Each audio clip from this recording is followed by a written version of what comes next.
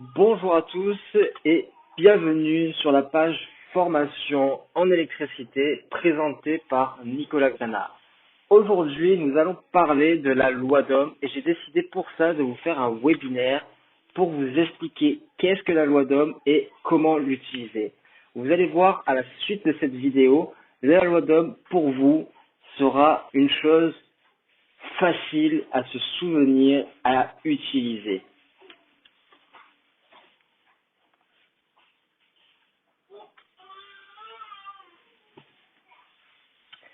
Qu'est-ce que la loi d'Ohm?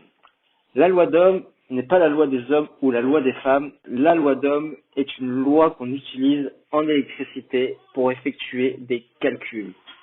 La loi d'Ohm représente trois formules que je vais vous expliquer, mais avant toute chose, je vais vous parler un tout petit peu de la loi d'Ohm. La loi d'Ohm établit une relation entre la valeur d'une résistance, la tension qu'elle reçoit et l'intensité du courant qui circule.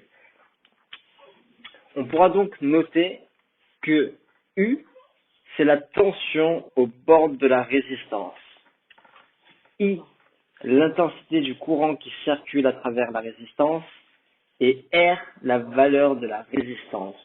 On pourra donc écrire notre première formule, la formule que, quand on parlera de la loi d'Ohm, on mettra en avant et en premier, qui sera U est égal à R fois I.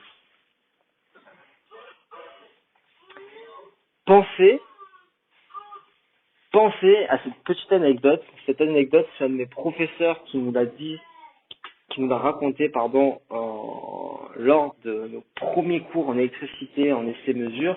Il nous a dit, pensez au mot urine. C'est peut-être rigolo, mais ça m'a permis aujourd'hui, après plus de 12 ans que je suis sorti du milieu scolaire, de pouvoir me souvenir de cette formule qui est simpliste quand on l'a compris. Pour la loi d'Ohm, il y a des unités à respecter, ce qui vous permettra de pouvoir effectuer les bons calculs. Alors pour U, qui est la tension, comme je vous l'ai dit tout à l'heure, elle se mesure en volts.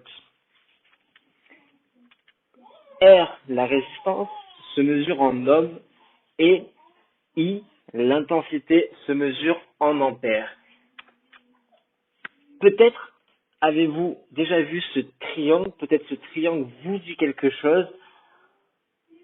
C'est quelque chose que j'ai appris à l'école, c'est quelque chose que je n'ai pas inventé, mais c'est quelque chose qui m'a permis de pouvoir retourner la formule dans tous les sens. Je vous ai dit tout à l'heure que U était égal à R fois I, donc la tension était égale à la résistance fois l'intensité, mais on pourrait très bien vous demander de calculer la résistance comme l'intensité. Et vous allez voir, rien de plus facile avec ce petit triangle. Dans ce petit triangle, nous allons représenter, alors je vous conseille à tous de prendre un petit bout de papier et un stylo et de remarquer ce triangle ainsi que les formules qui vont en découler. Nous aurons donc en haut de ce triangle le U qui représente la tension. Comme vous pouvez remarquer, dans ce triangle, il y a un trait qui n'est pas au milieu mais qui est en dessous du U, qui lui sera notre barre de division. Et nous avons en dessous la résistance R et I, l'intensité. Ce qui est sur la même ligne se multiplie. C'est pour ça que l'on dit U est égal à R fois I, parce que le U est en haut et que en dessous, on a R et I. Donc R fois I. La tension est égale à la résistance fois l'intensité. C'était la première formule de la loi d'Ohm et vous allez très vite comprendre que cela est très facile à utiliser, car en regardant ce triangle, vous pourrez de par vous-même utiliser la loi d'Ohm avec ces deux autres formules. On va vous demander peut-être de calculer la résistance dans un circuit. Alors, à quoi est égale la résistance? La résistance est égale à la tension fois l'intensité. Donc R égale à U divisé par I. Et forcément, l'intensité est égale à la tension divisée par la résistance. Je crois que tout à l'heure, je vous ai dit que la résistance était égale à la tension fois l'intensité, et après je me suis repris, pardon, la résistance, donc R, est égale à la tension U que divise I, l'intensité. Et nous avons donc notre dernière petite formule que je pense que vous avez peut-être déjà tous trouvée, qui est très facile en utilisant ce triangle, qui sera l'intensité qui est égale à la tension sur la résistance. Donc, on écrira I est égal à U sur R. Voilà tout pour ce petit webinaire sur la loi d'Ohm, comment utiliser la loi d'Ohm. J'espère que cette petite vidéo vous a expliqué le fonctionnement de la loi d'Ohm, que cela a été facile pour vous. N'hésitez surtout pas à mettre un commentaire, vos impressions sur la vidéo, savoir qu'est-ce que vous en avez pensé. Je ne suis pas un grand professionnel de la vidéo, mais en tout cas, je suis professionnel de l'électricité. Cela fait maintenant 12 ans que je travaille dans l'électricité. Pendant beaucoup d'années, j'ai été chef de chantier pour de grandes entreprises jusqu'à ce que j'ai décidé de me mettre à mon compte pour créer ma propre société. Et aujourd'hui, je m'aperçois que même en étant sorti de l'école, je continue toujours à apprendre des choses merveilleuses dans l'électricité.